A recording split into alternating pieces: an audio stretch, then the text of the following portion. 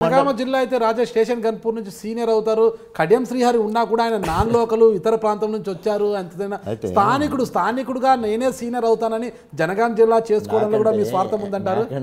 నాకంటే దయాకర్ రావు గారు ఎంత సీనియర్ అందరికీ. కానీ సామాజిక వర్గంలో వేలమ సీనియరు రాజకీయ అనుభవం దళిత సమాజం ఎక్కువ ఉంది కదా. నాకు నేను ఉప ముఖ్యమంత్రి చేసినోని నాకు మళ్ళీ మంత్రి కావద్దని ఉండొద్దా అండి?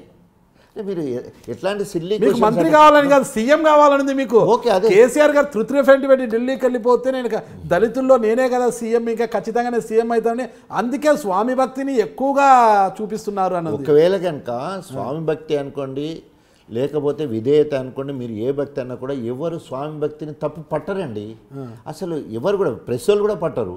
ఎవరన్నా కనుక జెలసీ ఉన్నవాళ్ళు, అసూయ ఉన్నవాళ్ళు, కుట్రలు కుతంత్రం చేసేవాళ్ళు నా మీద ఏమైనా కోపం చేయొచ్చు. కానీ జనగాం జిల్లా కేసీఆర్ ఫస్ట్ తెలంగాణ ఉద్యమంలో ప్రకటించిన జిల్లా జనగాం జిల్లా. ఈరోజు జనగాం జిల్లా అనేక రకాలుగా గన్పూర్కు దగ్గరలో ఉంటుంది. గన్పూర్ హెడ్ క్వార్టర్ నుంచి వెళ్ళి జనగాం ఏమో 25 కిలోమీటర్లు ఉంటే అది 32 కిలోమీటర్లు ఉంటుంది అటు వరంగల్. తర్వాత జనగాం జిల్లాకి రఘునాథ్పల్లి, లింగాల, గన్పూర్ అటాచ్డ్ ఉంటాయి, మొత్తం పక్కనే కలిసి ఉంటాయి. తర్వాత గన్పూర్కి అట్లా రకం దగ్గర ఉంటుంది. ఓన్లీ జఫర్గఢ్ వాళ్ళు కొంత ఎక్కువ చేశారు, వాళ్ళకు కూడా 8 కిలోమీటర్లు గన్పూరే దగ్గర ఉంటుంది, అటే దూరం ఉంటుంది. కానీ మాకు సెంటిమెంట్ అంటారు, మేము వరంగల్లో ఉండేటోళ్ళం ఇక్కడ ఎందుకని చెప్పేసి.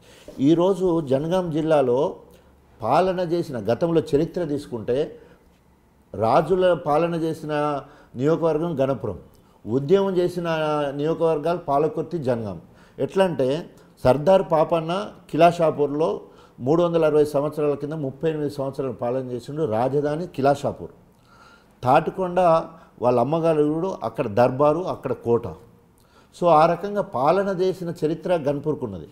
తర్వాత జఫర్గఢ్లో నిజాం రాజుల పాలనలో నిజాం పాలనప్పటి వరకు మొత్తం దగ్గర 2 గుట్టలను కలిపి 40 ఫీట్ల డోర్స్ పెట్టి వుడ్తోటి ఖమ్మం గేటు, వరంగల్ గేటు, ఇటు హైదరాబాద్ గేట్ అని ఆ జఫర్గఢ్ విలేజ్ షారు అనేది మొత్తం దాన్ని మొత్తం కూడా పాలన చేసిన దాదాపు 200-300 సంవత్సరాలు.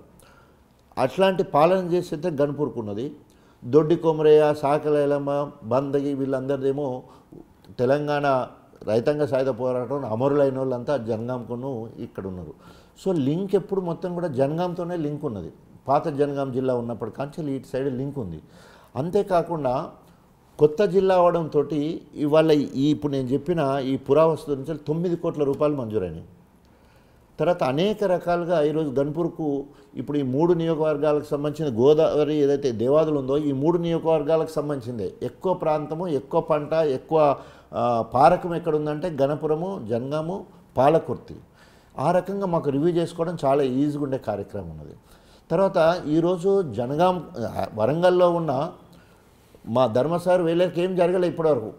కానీ కొత్త జిల్లా అని చెప్పేసి అనేక రకాల అభివృద్ధి పనులు, నిధులు, అనేక రకముల పోస్టులు, అనేక రకం ప్రతి దాంట్లో ఈరోజు ముందు వరుసలో జనగాం ఉంది. చదువులో ముందు వరుసలో ఉంది, పాలనలో ఉన్నది, పురావస్థాకలో ఉంది.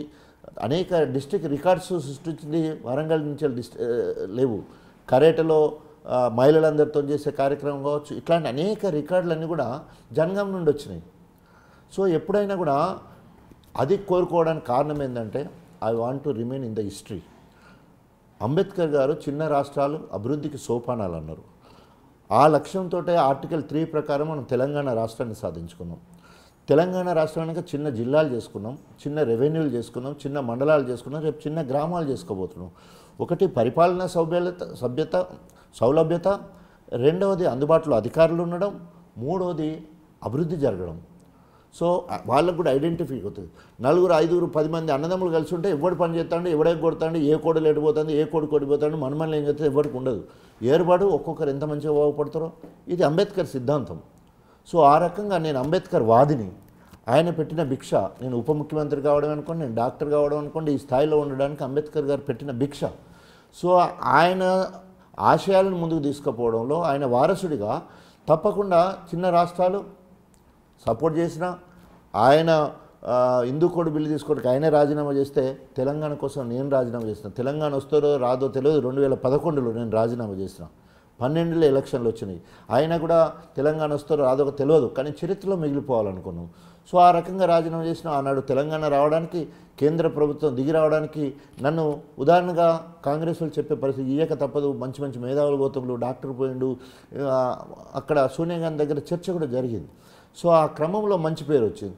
తర్వాత జిల్లాలు ఏర్పాటు చేసినప్పుడు అదే లక్ష్యంతో జనగాం జిల్లా కావాలనుకున్నాం. అవుట్రైట్గా లెటర్ ఇచ్చినాం, అది తీసుకురాగలిగినాం. కొంత నిరసనలు ఉన్నాయి. నేను అదే అంటున్నా.